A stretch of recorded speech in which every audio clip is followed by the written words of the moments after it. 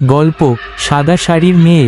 একটা নির্জন গ্রাম, চারদিকে কুয়াশা কুয়াশা। সন্ধ্যা হলেই সবাই দরজা জানালা বন্ধ করে দেয়, কারণ ওই গ্রামের পুরনো বটগাছটার নিচে নাকি এক সাদা শাড়ির মেয়ে দেখা যায়। ভয়ার তো মুখ খুলি অমাবস্যা শুরু। রাফি নামে এক সাহসী ছেলে শহর থেকে গ্রামে আসে। সে এসব ভূতের গল্প কখনো বিশ্বাস করত না। একদিন রাতে সে ইচ্ছে করেই বটগাছটার কাছে যায়। হঠাৎ ঠান্ডা বাতাস বইতে শুরু করে, হাওয়ার মুখ গাছের পাতা কাঁপতে থাকে।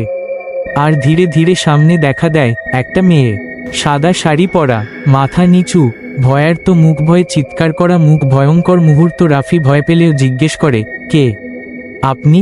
মেয়েটা ধীরে ধীরে মুখ তোলে, চোখে অদ্ভুত দুঃখ, ক্রন্দনরত মুখ, ভাঙ্গা হার্ট। সে কাঁপতে কাঁপতে বলে, আমি কাউকে ভয় দেখাতে আসি না, আমি অপেক্ষা করছি। ভাঙ্গা হার্ট অতীতের গল্প। মেয়েটার নাম ছিল মায়া। বহু বছর আগে সে তার ভালোবাসার মানুষের জন্য এই গাছের নিচে অপেক্ষা করছিল, কিন্তু সে আর ফিরে আসেনি। জোরে ক্রন্দনরত মুখ, সেই দুঃখে। সেখানেই তার মৃত্যু হয়। তার নিঃশ্বাসে, চোখে হাহাকার, সব কিছুতেই অন্তহীন বেদনা ছিল। তখন থেকেই সে অপেক্ষা করছে। প্রতিদিন, প্রতি রাত, অর্ধচন্দ্র, ভাঙ্গা হার্ট, লাল হার্ট, আবেগঘন মোড়। রাফির মনে কষ্ট লাগে। সে ধীরে বলে, আমি তোমাকে সাহায্য করব, আমি সত্যি চাই তুমি মুক্তি পাবে। বিষণ্ণ মুখ, করমর্দন। পরের দিন সে খোঁজ নেয় এবং জানতে পারে মায়ার ভালোবাসার মানুষটি অনেক আগেই মারা গেছে। শেষ মুহূর্ত। রাতের অন্ধকারে আবার রাফি গাছের কাছে যায়। সে মায়াকে সত্যিটা জানায়। মায়া চুপ করে থাকে, চোখে অশ্রু জমে।